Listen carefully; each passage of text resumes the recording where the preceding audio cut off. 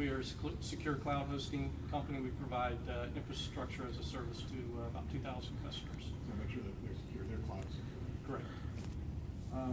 Based on what you've heard, and I know it's all kind of preliminary, but based on what you've heard, any idea, can you narrow down what seems to have happened here, or what might have happened here? Well, it appears that some folks were targeted for their iCloud accounts, probably through some type of brute force attack on their accounts, and threat actors were able to gain actual access as an authorized user into their accounts, because it appears that they were able to download the data unencrypted and then post it in other sites. How does a brute force technique work? What happens? So what they do is they keep throwing login and passwords at a website, and if certain security controls are in place and it recognizes that it's not a legitimate login, it will not allow that to happen, and it'll lock that account. In some cases, those security controls aren't put in place, and it allows them to throw as many as 500,000 passwords at an account. So they could have just thrown repeatedly words, combinations at it, and it wouldn't have locked it. It would have just kept going and digesting it. That is one theory that's out there. I don't think that anyone's disclosed specifically how the threat actors are able to get the data, but there are starting to see some things in open source reporting that appears that it could have been potentially a brute force attack. So it's not really a compromise in the cloud; it's compromising the entree into the cloud. Well, it is in one aspect, in that they're compromising the authentication process to get at the data in the cloud, so the data itself may have been secure in the cloud. However, because either the password was weak and was able to be brute forced pretty easily, and then there's no other security controls in place, the threat actors actually become authorized users with the actual legitimate credentials to get in and actually act as the user of the account. But they're not just randomly going into a cloud and looking around to see what they see. They're going to particular people and getting an individual account. Yeah, it appears this attack was targeted at certain celebrities to compromise their personal data and photos, probably to share it and for monetary gain. Is it a hard thing to do? I wish it was harder, but I think that a lot of folks, especially celebrities, don't take their information security seriously, and and they casually take pictures of themselves, and they don't really go and find ways to make sure that they're secure their personal data as well as their stuff that they put into the cloud. Everybody thinks if they put something on the cloud, it's secure, and nobody's going to get to it. That's a myth. I would say, I think in some cases it's not true. Not all cloud companies put the necessary security controls in place to protect their customers' data and applications. And I think that you have to look at each individual cloud provider and ask those questions. One of my frustrations is that a lot of folks, especially for personal data, that information is not disclosed on what security controls do they put in place. Like if our company protects against credit card data being compromised, we're accountable to the PCI Card Council to make sure that we have certain security controls in place. I think it's time that for people's personal data that some of those same regulations ought to apply to some of these other companies.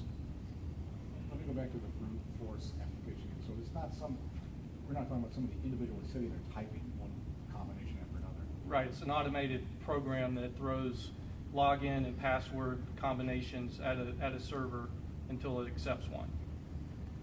That seems like a pretty basic thing to be prepared for if you're a cloud company. Yeah, it is. I mean, what I've seen in my experience working with companies that have been breached, it's always that it's always that one thing that they didn't think about that always comes back to get them, that causes the major catastrophic event.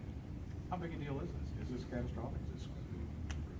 I think it's too early to tell. I'm sure that Apple's doing an internal investigation to try to narrow down exactly what happened. They haven't come forward with that, and the true story won't be known until they finish their forensic investigation, as well as consult with their legal counsel to see how this really turns out. I'm thinking it'll probably be months before we get the real story of what happened. So this was celebrities. Should we all be worried then? Yeah, I think so. I think that this type of attack, it could work against celebrities, but it could also work against anybody. When you use your credentials, especially when you use the same credentials to log into multiple types of accounts and data, that eventually people could move actually over to your banking accounts if you use the same username and passwords or the same email addresses. So this is not a new vulnerability. A lot of people knew this kind of thing, if you don't protect, could happen. Yeah, I don't think that we're going to see. I think at the end of the day, when it comes out what truly happened during this breach, I'd be surprised if we find out that any new techniques were used that aren't already known. This brute force. And again, so if somebody could do the brute force, they somehow program the computer just automatically start like. It could be a botnet, which is a group of servers or home computers pulled together to give increased computing power, or it could be just a one server. But normally the way these threat actors use is they use compromised servers, which there are tens of thousands of compromised servers in the internet, and they use that to attack the website and to grab the credentials. How hard will it be to track down who did this? I would say law enforcement is getting much better at being able to track these actors, and they've had a lot of great successes in the past. And these actors haven't exactly been as anonymous as I've seen others. So it would not surprise me that if they don't track the actors down and actually be able to bring them to justice. The one question here: does it really matter what cloud service you use? Is there a big difference in terms of security levels in different clouds? Absolutely. Every cloud security hosting provider has different levels of security controls depending on the type of data that they work with. Even social networking sites like Facebook and Google now offer two-factor authentication to add an extra layer of complexity to thwart these kind of attacks. So it's kind of annoying though when you're going on and you keep getting questions about who you are and where you are and why you're using this different computer, but there's value in it. Absolutely. A lot of times people think that security is too much trouble, but at the end of the day, when they get faced with a breach like this, then you can't. Unfortunately, we haven't built a time machine to go back and to do the right thing with security. Let's make sure I got his questions here.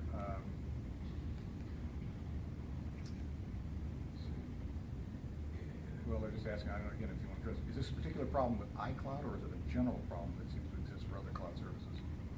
Well, we've seen other cloud services where, really what happened here is the cloud service itself, if the open source reporting is correct, was not compromised. The user credentials were compromised. And we've seen this with other cases in cloud providers where a company's home networks are compromised, and then the threat actors are able to grab their credentials and actually go to their cloud provider and then do damage inside their cloud environment. One of the things that we're seeing, and I've seen some reports that this could be linked to ransom type actors, and we're definitely seeing an uptick, not with just this particular incident, with a lot of incidents of these cyber actors holding people for ransom with either their personal data, or they compromise a critical business server, and then they try to get the people to pay up. Well, they could have done it in this case. They could have threatened all these celebrities. I'm going to release these photos. Right. No evidence of that, but it's easily could have happened. Right. Yeah. There's no evidence that there was any ransom involved in this, but that could be one of the motives, and it's definitely something that we're seeing on the rise in the last 6 months. Is ransom actors being able to have pretty successful, profitable business.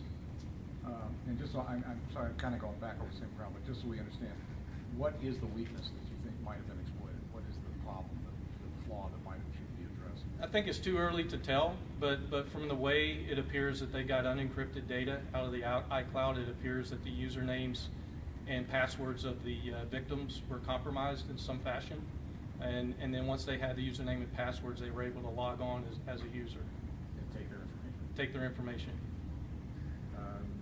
Okay. I'm good. Let's make sure I got everything put right here. Is there any proof that these photos actually came from these accounts?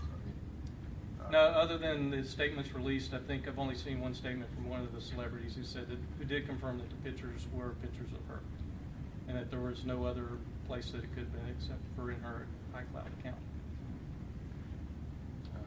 So people just need to come to terms with the fact that the data that they do, the pictures they take, aren't just stored in their devices anymore, that it's automatically going Right. somewhere else. Yeah, you can put the proper security controls in place yourself.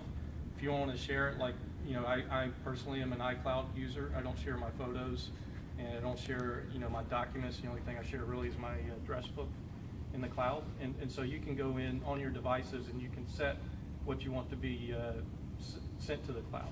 And that's definitely a best practice, is to make sure that you know where you're placing all your critical personal information and photos. So it sounds like the people who compromised her made two mistakes. One is they shared it with the cloud, so perhaps they shouldn't have.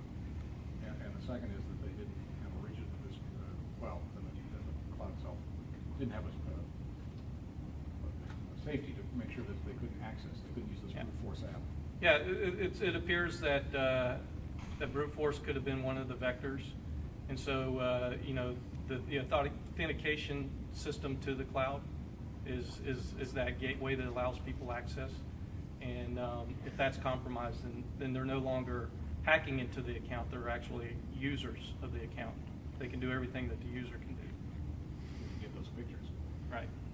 I think that's great. Let me just take the phone back a minute to see if anything Okay. goes. 1 second here.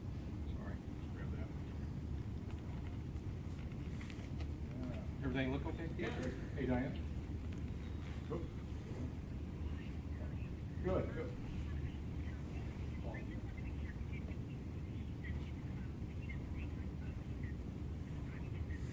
Correct, yes, right.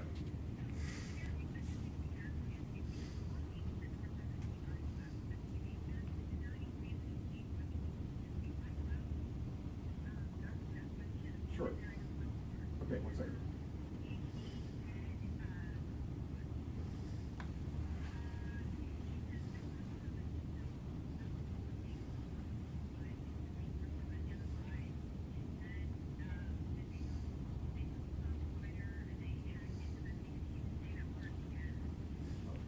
Okay, right, I get you.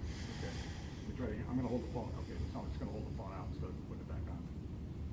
Okay, so we mentioned the iCloud. Is there any evidence it's just the iCloud, or could it be other clouds? Could there be other clouds involved in this breach? I mean, we're 24 hours into this story, so I think it's too early to tell. But it appears, from the victims have said that the only place that these pictures were in their iCloud accounts. So, well, likely just the iCloud, not other clouds, not certainly not your cloud. No, like I said, I think it's too early to speculate. The other thing that I mentioned earlier is a lot of times people use the same credentials for multiple accounts. So once a threat actor has, if I use the same login credentials for my iCloud I use for my Twitter account, use for Facebook, then they really have unfettered access to my personal data. And that could potentially be at play here as well. So, but that would be other clouds, wouldn't it? Yes. So possibly other clouds too? Yeah, but then again, that would be not so much the clouds themselves being unsecure, but poor security practices by the users themselves. Oh, right. And the other thing you wanted me to clear up is just to go over again the distinction between, you're saying the cloud itself wasn't compromised. That's not where the compromise came. Right. Well, it's the actual authentication gateway to allow people into the cloud environment where the data is stored. So we're just put it login basically. Yeah.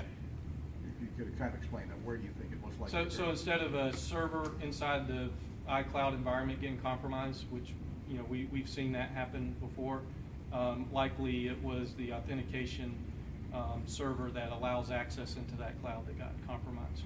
Because if the server itself had been compromised, that data is normally stored encrypted, and the threat actors would not be able to decrypt that unless they are able to log on either as an administrator or a user to that account. I see. So if they just got in the cloud, the data would still been encrypted. They wouldn't have been no longer. Right. They would have been unencrypted. Right? They compromise the authentication system that allows people into that cloud environment. For that particular user. Yes. Not just generally. Yes. So they weren't just roaming around the cloud and said Right. What it was in here. Yeah, it wasn't like they just went out and did a like what we saw with the Russian actors that potentially compromised. I think it was 1.2 billion login and passwords and user accounts that they ran an automated script against a bunch of servers and were able to pull back all those credentials. This appears to be a more targeted account or attack, going after user credentials to get into the cloud environment. All right, Diane, did you get that? Did you hear? She's gonna mute. Diane, can you hear me? That's all right.